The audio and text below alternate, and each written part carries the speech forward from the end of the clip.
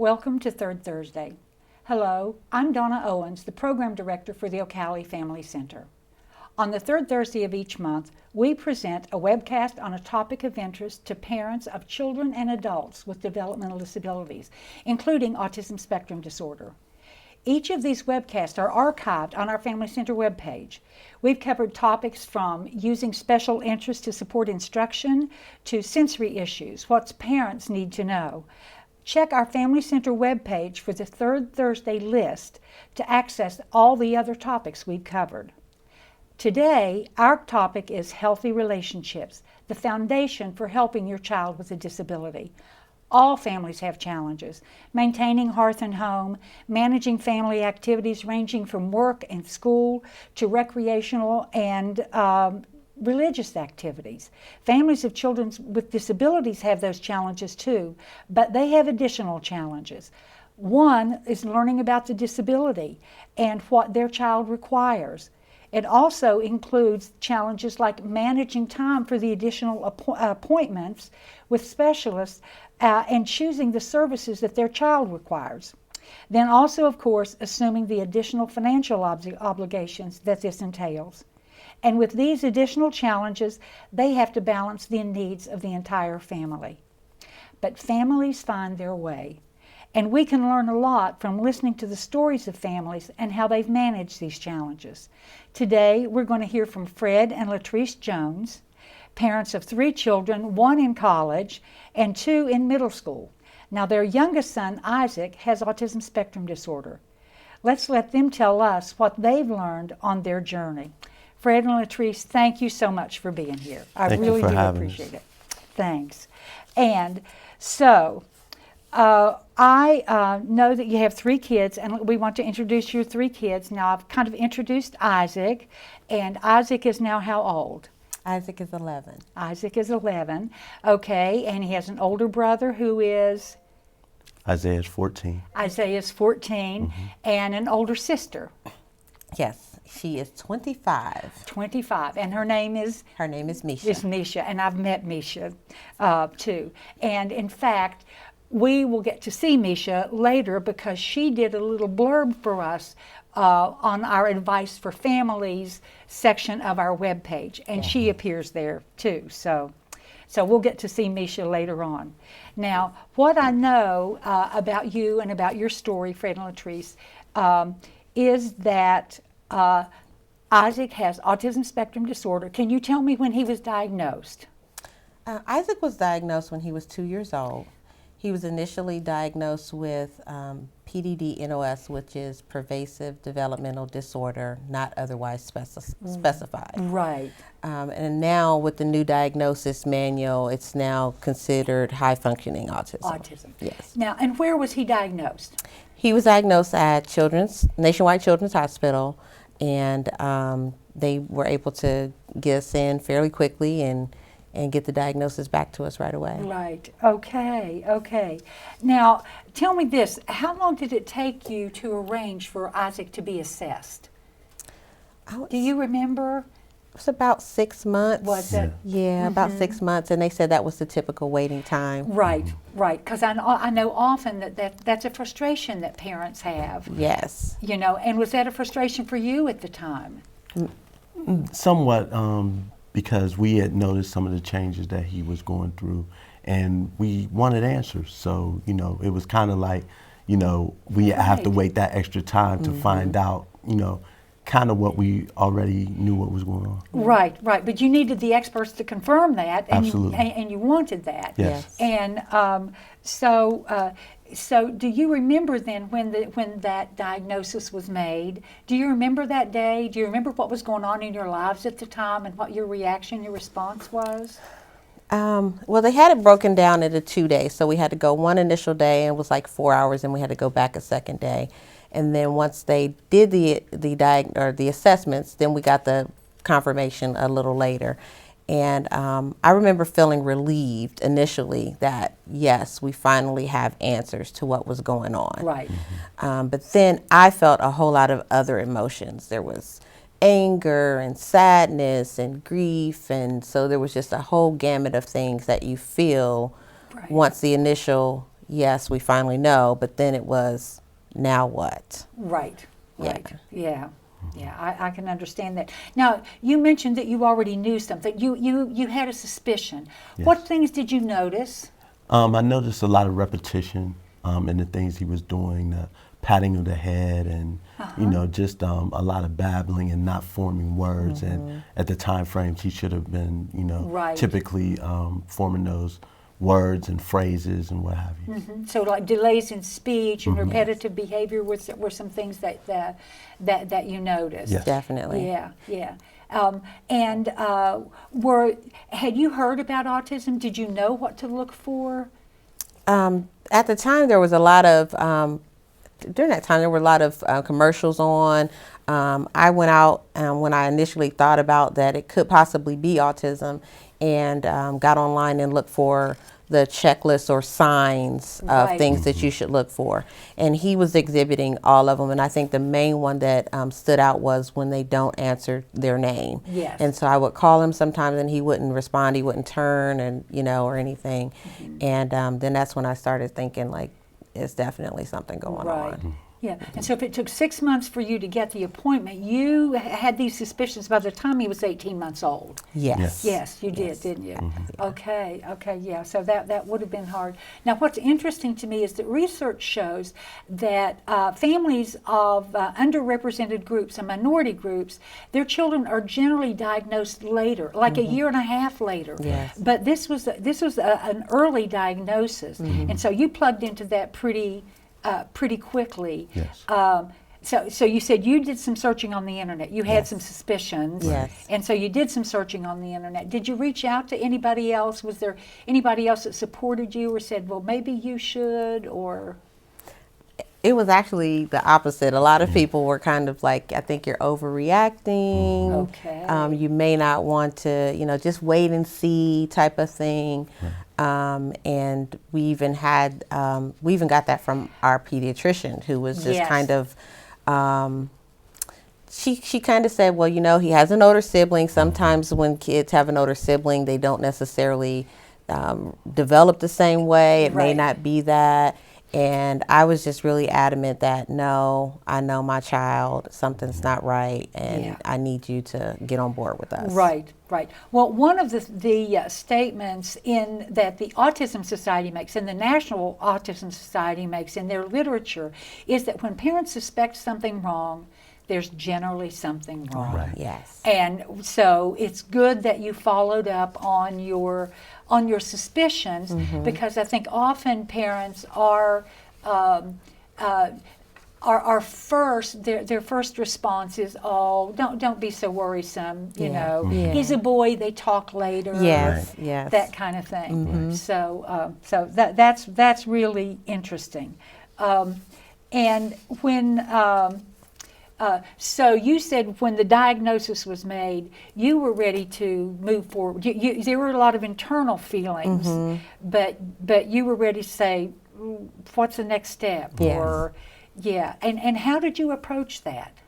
I just started researching. I just started looking into every outlet, every resource that was out there. So the hospitals, they gave us some information after the diagnosis. I Googled Autism Speaks and went to Yes. their website.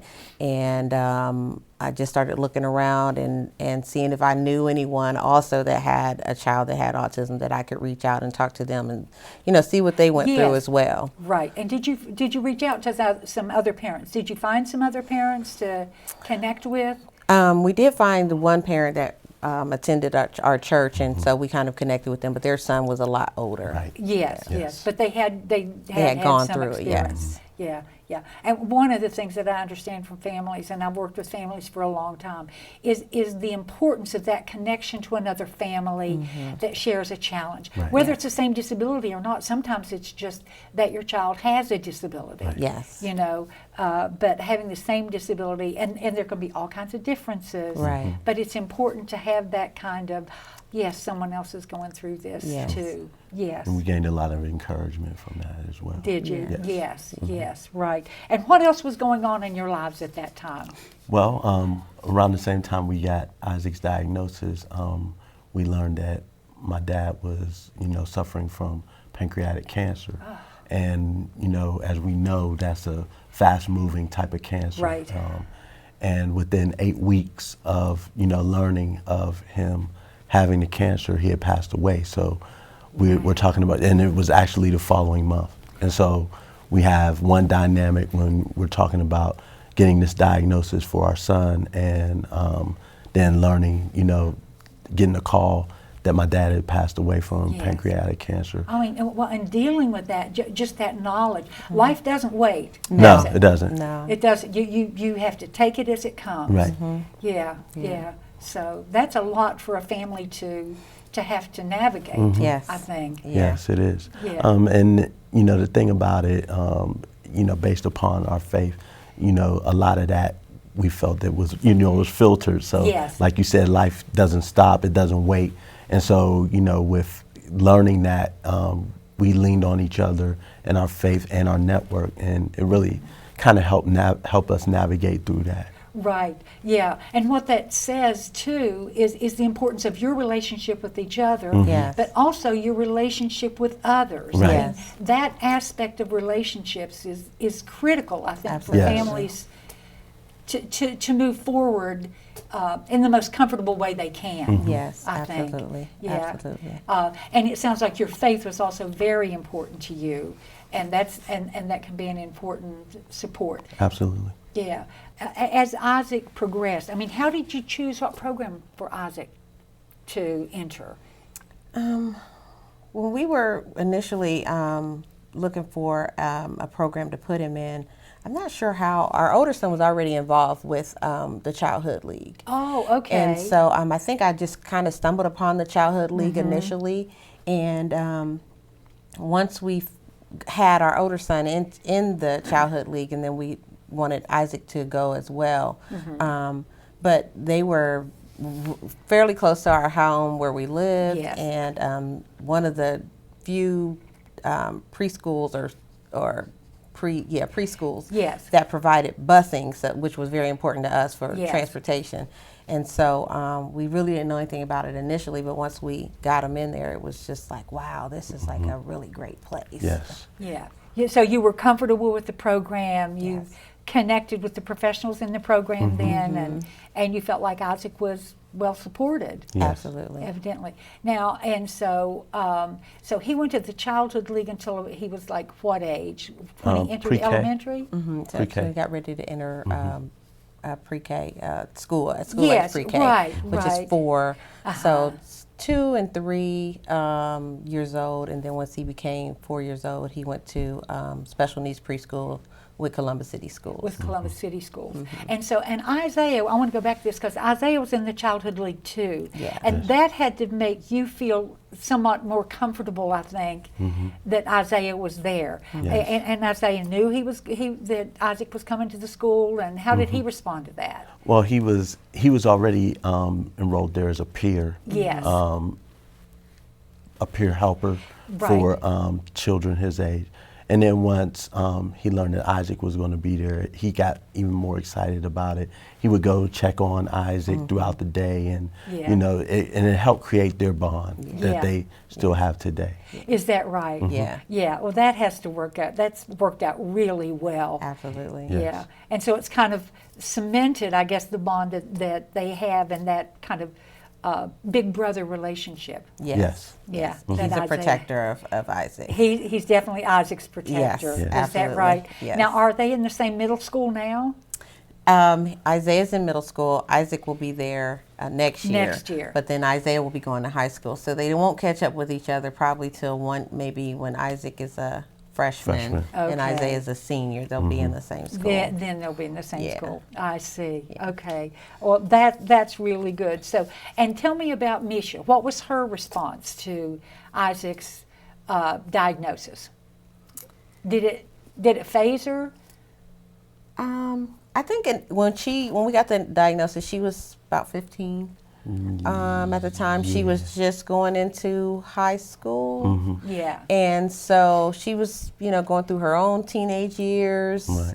Yeah. She had her own teenage things going on. But when we found out about the diagnosis, we had a talk, a family talk with, Did you know, you? what it meant with all of us. Yes. And we kind of put a lot on her initially because we explained to her that if something were to ever happen to us, that she would be responsible for her Right. brother. Uh-huh. Although, you know, at 15, we wouldn't expect her to. But as they got older, if anything were to happen to us, Right. we would want her to take care of her brother. And so she kind of had to grow up really quick once she? we got the diagnosis and accept that all of our lives changed and this is how hers was changing. Right. And she accepted it. She, you know, stepped up to the plate, and we really applaud her for that. Yes. Oh, definitely, definitely. And also what I see you doing there in saying we had a family meeting. Yeah. Right. And is that you make this is a family issue. It's Yes. not a family tragedy, Right. but it's something that we are dealing with as a family, and we all need to be Yes. Yes. aware of what's going on and Yes. kind of what our role is. And so that kind of gives a grounding, I think, for Isaiah and for Misha, as well as for Isaac Yes. and Yes. for you in terms of that follow-up. And so tell me this, how did you deal with, say, grandparents and aunts and uncles? I mean, sometimes those discussions aren't easy. Right. LeTreese kind of took the lead on that, and because most of her family is here. I have family here Yes. as well, but you know my family are in different states also. And you know we had an extended family meeting as well, and LeTreese was like, you know, either you're in with us or not. You know, this is not something that you can kind of say let nature take its course. We have to be proactive about it, and Right. you know. And to her credit, you know, when we got the diagnosis, she took the lead, you know, Yes. and everything. And so I'm still kind of lagging behind, dealing with this and dealing with the news of my dad, and I'm still stuck back in the doctor's office when we got the diagnosis because that's a son, and you know, you're thinking about, you know, life won't be the same for him Yeah, exactly. as, you know, your other kids, and you know, you're looking long term, That's not right. away. And so I applaud LeTreese for just, you know, grabbing the bull by the horns and going forward with it and allowing me to catch up. Yeah, I think that's fairly typical for fathers. I don't Yes. know, and fathers, you know, And that's what I've might, heard. yeah, might watch this, might agree or might not agree. Right. But it kind of takes longer for them to get settled with it. And as you mentioned, your thought about his life's not going to be the same as say his brother's is, or how we have imagined it. Right. And there's a way we mourn for that. Sure, Yeah. sure. Because we had that expectation, and that's something to come to grips with. Right. It's a matter of acceptance. And by nature, as men, we want to fix stuff. Right. And so, That- you know, that's right. and this is one thing that you know, may not be able to quote unquote fix. Right. But, you know, you want to try to find a way to navigate around it and, Yes. you know, make everything better. Yes, yeah, you want to do your part. Absolutely, And, yes. Yeah, so and it requires that from you. And so so you had a family meeting with your family, or and I guess including your family, kind of saying this is the status of things. Yes. And we want you to know what we've learned and where we are and how we need to move forward. Right. And so, were there family members that disagreed with you, or were they hesitant, or? Initially, one of the grandparents, I won't say which one, but Yeah. one of the grandparents was not fully accepting of Yes. the diagnosis and didn't want to accept the diagnosis. But as we, you know, had the meetings and we explained what we had learned, what we had come to accept for our child, and what we needed our family to accept if they were going to be a part of our journey, was that there could be no denial. This is what it is, and we have to, you know, accept it and move forward if we're going to do what's best for him. Right. And so I think, and this particular grandparent was actually providing child care services for us before and after he would go to the childhood league. I see. So she had to be on board because Yeah. she had to, you know, be responsible for making sure that he was getting on and off the bus and She would sometimes review the happenings of the day, and if anything happened at the Right. childhood league, she would have to let us know. And so we needed her to be part of his team. We Yes. always refer to anybody that provides services or is involved as part of our team, and we needed her to be on board Yeah. as a team member. So. And so evidently she came around. Yes. It was just slower. And being a grandmother, I can understand that. Yeah. I mean, one of the things that I realized when I had a grandchild was I thought I already knew everything by that time of my life. And I realized, no, God has big surprises for you. Yes. And that was one of them. I mean, I just felt like it was just the best surprise ever. But I can imagine how I could feel Yeah. in that grandmother's shoes of thinking, I can't take this in yet. Right, right. And so, but you as parents, you kind of roll with it. Yeah. And set the direction and move Yeah. forward. Yeah. Yeah. Now, there are some interventions and strategies that we use in dealing with kids on the spectrum because of their difficulty with transitions, and sometimes because of the difficulty they can have with emotional regulation, Right. and sometimes that's a source of contention between parents. Parents might disagree. Were there times that when you found yourself disagreeing about what the best way to respond to Isaac was, or?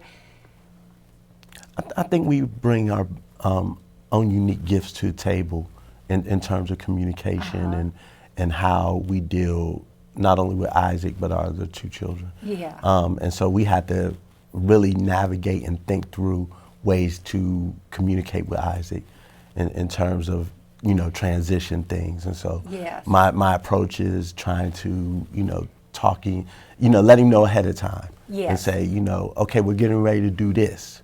And so that way when the time comes and I, say, okay, let's go, take a shower, or let's go eat. Now there's less pushback on his part because he's already been forewarned about what's coming up Right, next. and you've learned how important that is. Oh, absolutely. Yeah, that he is forewarned, that he's Yes, prepared. yes. Yes, Right. yes, yeah. But you didn't have any difficulties agreeing with each other. What about agreeing, say, with the grandmother who was responsible for his care? Did she have some differences of opinion about how she should respond to Isaac, or? I think one of the things that we did initially, we didn't want to treat him any different, even though he had special needs. We didn't want to treat him special, Right. Or we didn't want him to the other kids to feel like he was special. Yes. And so we reiterated to the grandparents and even between ourselves that if he did something that required redirection or discipline for an Right. unacceptable behavior, that we would do that. And so as with any grandparent, she wasn't particularly keen on Yes. on disciplining Right. him. I just won't tell him about that. right. But yeah, right. But we had to make sure that there have to be consequences Right. for unacceptable behavior because Right. There has to be some consistency. yes, Yes, exactly. We absolutely. didn't want him to get to a point where they were out of control. Right, right. And I can understand that. But at the same time, it sounds like you massaged it through rather than saying, okay, it's this way Right. or the highway. And, Right. and it's not that. There's a way Yeah. you guide things, allow things. It sounds like you allowed them to evolve Right. Yes. and didn't have a lot of difficulty with that. A lot of it depended on the situation, the circumstance, because as they grow, these things change. So, you have Right. to kind of, juggle ways of disciplining, redirecting, and things of that nature. So you definitely got to be flexible. Right. I was thinking that word as you were Yeah. talking. I was thinking that you do have to be flexible. Right. Now, so it sounds like that you had. It wasn't without difficulty and without challenges in terms of your relationships within your own family and with your extended family.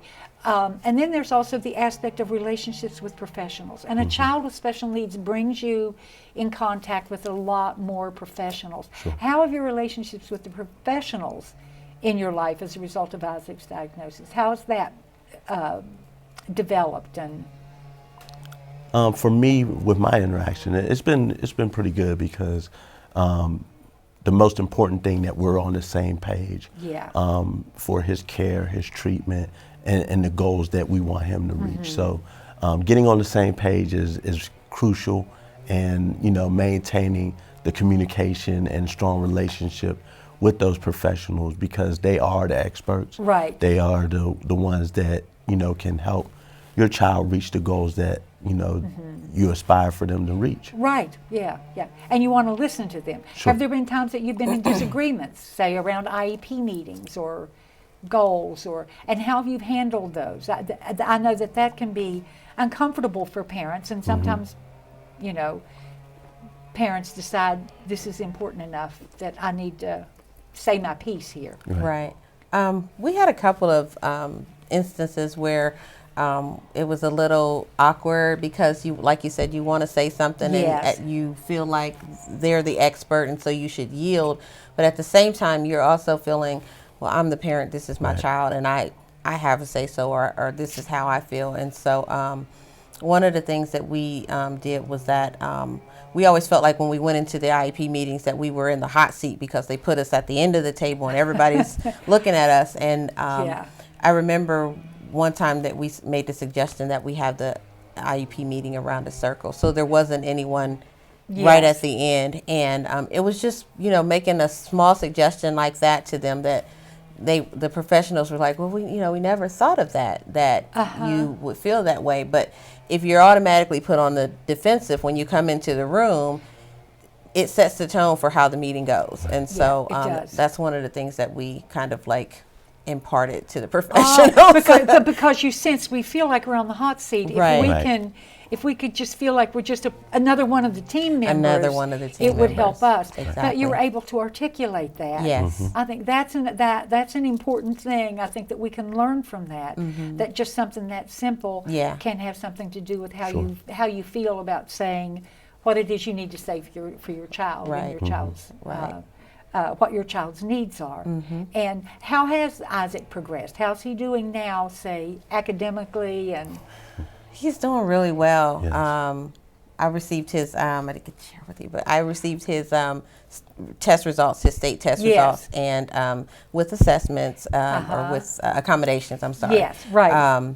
He's doing really well in reading and language arts and all the things that a typical fifth grader would be doing. Right. He's learning multiplications, and his teacher wants to work with division. His teacher wants to work on fractions. So he's doing really well. He just started doing the announcements at school. Oh, he has. He is working with some of the other typical peers and doing the Pledge of Allegiance, and he's just coming out of his shell. Yeah, oh, that's really something. Oh, because that delayed language was your first concern, Right. wasn't it? Exactly. But now, how is he? He's educated in a general education classroom with supports, or is he in a segregated classroom, or?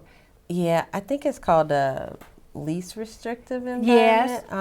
Yes. So he's in a classroom with other students that have similar disabilities as him, but it's a smaller classroom. Right. And because of he has some sensory challenges, it's just too loud for him in a classroom with 20-something other kids. Yes. So but he's working with those same age peers in these areas of communication. It sounds like. Yes. So now, has Isaac had any difficulties with social relationships? How he gets along with his peers, with his peers in school, because that's kind of guided by the teacher, but say outside of school, say at church or in the neighborhood. Has he had issues with socialization? One thing I've observed with Isaac and most other kids that are on the spectrum, they tend to be more comfortable around people that they're usually around. And so, if he was to see you on a daily or weekly basis, he would tend to be more comfortable around you. First meeting you, he'll give you a little feel out, and he'll be a little standoffish. And actually, we can learn a lot by that. And so that's what I've noticed about Isaac. Yeah. Any other thoughts about Isaac and his socialization, or? I think he's come along with some of his peers at school. we don't particularly let him go out a lot in the neighborhood just because of there's not a lot of kids that are around his age that are out there. Yes, Either a lot older or a lot younger, and so he tends to play at home a lot. But he socializes with his brother really well. Does he? They act out WWE wrestling at home. I can see boys loving to. You lose lamps, vases, things like What's that. noise? So, Right. They pull me in sometimes. Oh, I know they love that. Yeah. So he's coming along really well in that regard, and even with some, like I said, some of the kids at school with the announcements, and they see him and they walk by and they say hi to him, and he's so he's coming along. There's still a lot more to be desired, but he's come a long way. But but he has come a long way. And I also wanted to ask you this because some families have reported to me that once they've had a child with a disability, and I've heard them say this with autism specifically, is that their circle of friends can change. And one of the reasons for that, as they explain it, is my focus changed so much, and the friends that I had really didn't have that same focus. They didn't have that same need, and so our interests just kind of put us kind of on different paths. As a couple, is that anything that you all have noticed? I haven't noticed that, and I think part of the reason is because with the medium that's social media. Yes. We include a lot of family activities in some of the things that we put out on social media. I see. And Isaac is a big part of that in terms of and that connects you. Right, and it connects with us families. with our friends on social media, acquaintances as well. So now they understand, and we just use a lot of pictures and memes of that nature to kind of explain where we are in terms of our journey with Isaac and as a family. Okay. Okay. So you've maintained some of the friends that you've had before, but you've added some friends, and social media has made that possible for you. Right, and it gives them a better understanding of who Isaac is. Of who Isaac is, exactly. And I wanted to ask you about something else that parents have reported to me, and I don't know if Isaac has ever had any behavioral issues. Some kids with autism do, and others don't. But I have had some parents who've said to me that that they felt separated from their religious community.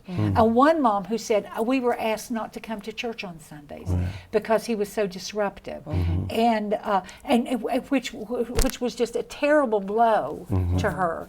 And I don't know if you've experienced anything like that, because Isaac's behavior is somewhat different, or if you found your religious community as supportive as eventually you found your family.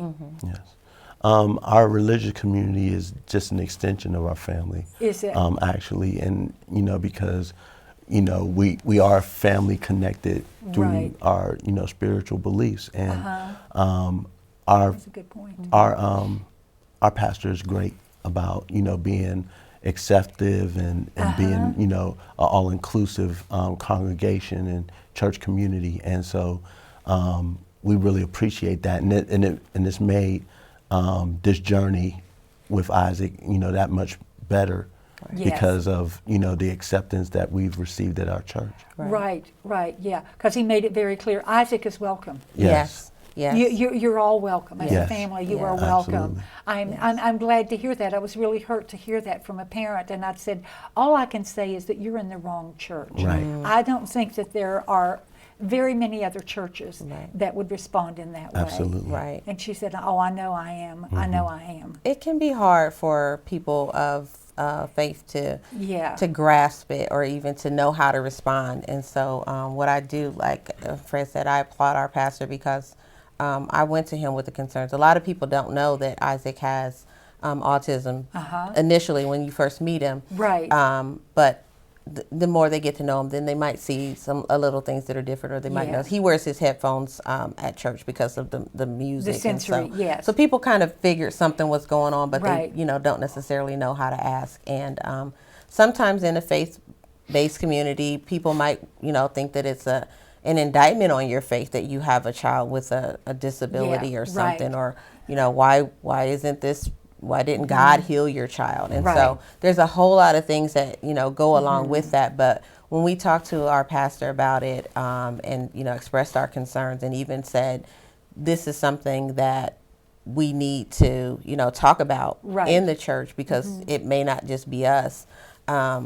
He didn't give us any pushback, and he actually said, if it's something that you want to do it, and I'll support you. So to that, I definitely applaud him I and do say too. that I do too. more pastors should take Right. that Well, stance. and I know I've talked to a lot of representatives of different churches and faith communities that have called because they want to do something about autism for the congregation, for their own congregation.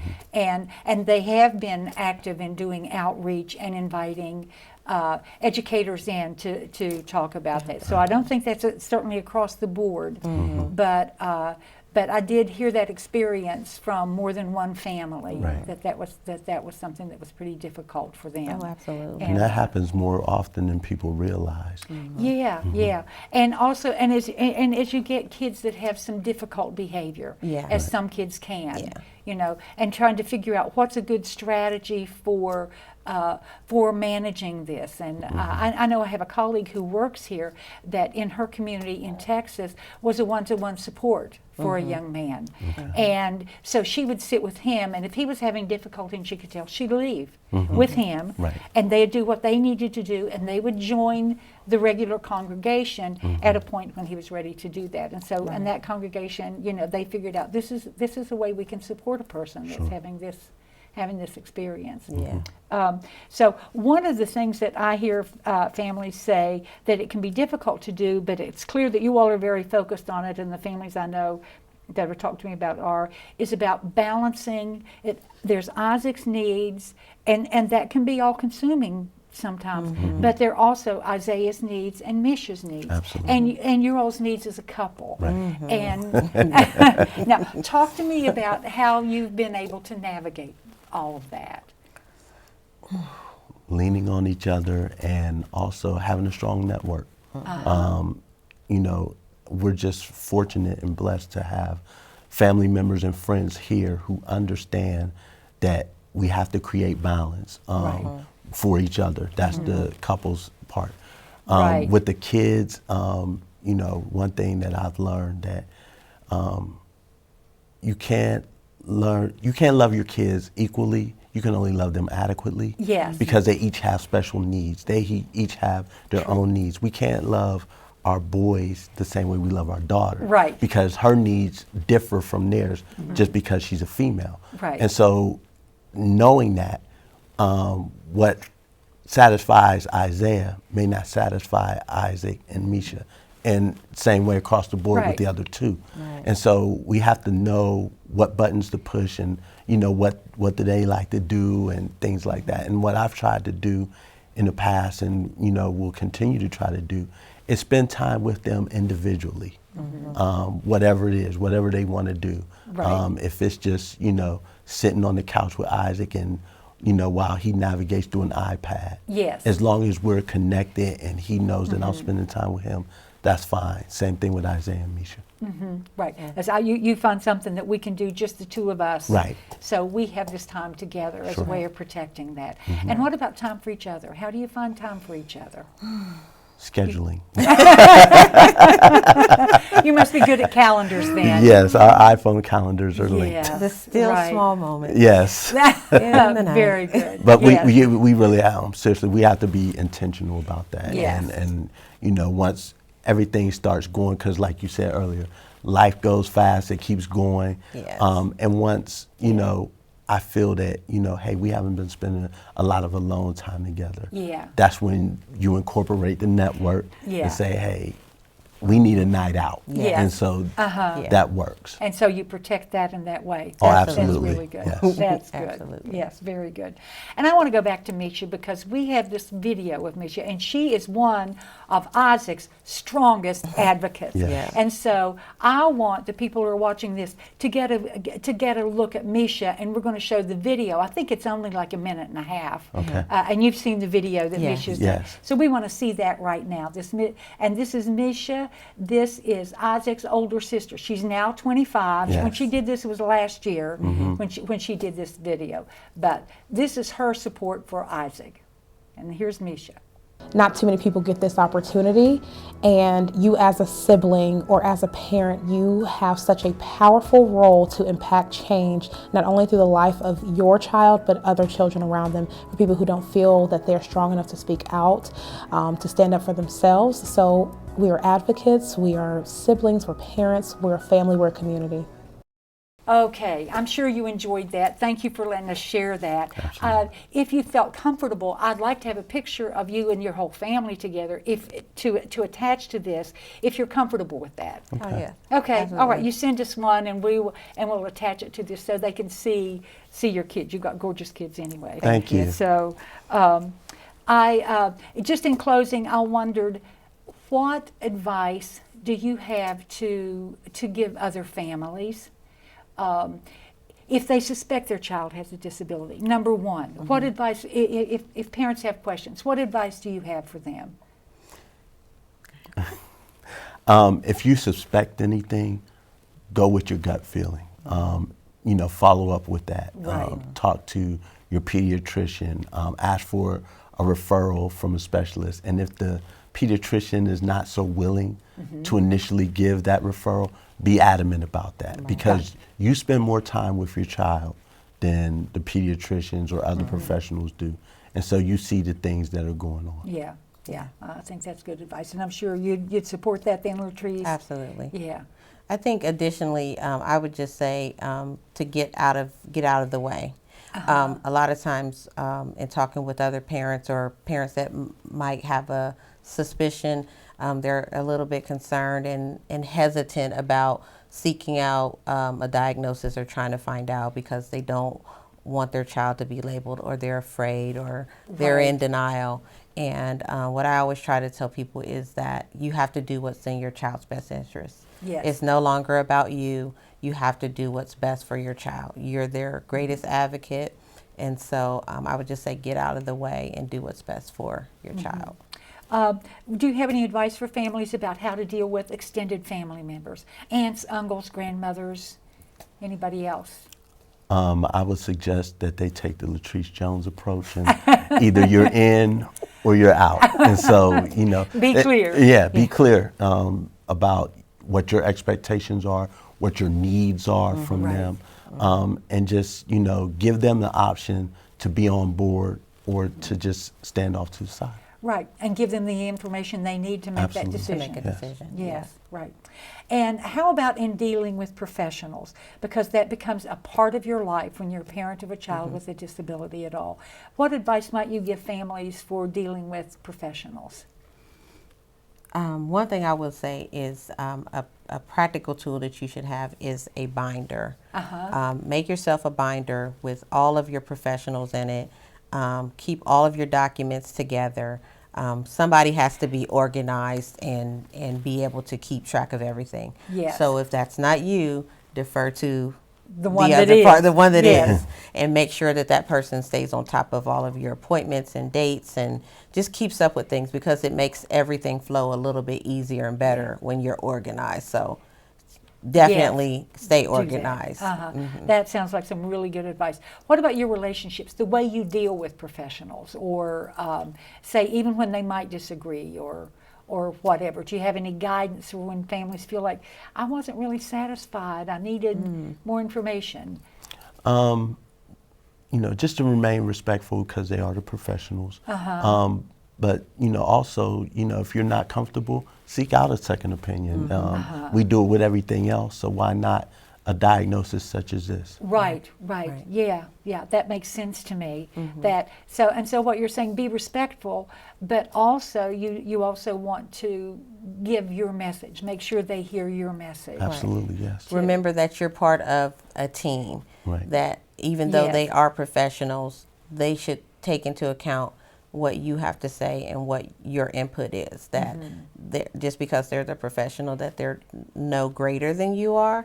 And a lot of times we tend to, yield to the professionals in we that can regard. abdicate. Right. And you're saying that you don't abdicate, but you listen to their opinion, but you also understand, like you said, Fred, you spend more time with your child Right. than Yes. they do, and they Right. haven't seen Right. exactly what you've seen, and that's Yeah. what you need to convey to them. Yes. Okay. Thank you for sharing your story. I think we've learned a Absolutely. lot from Thank that. you for Thank having you for us. being Thank there. Really you. appreciate We really it. appreciate it. Thanks. Thank you.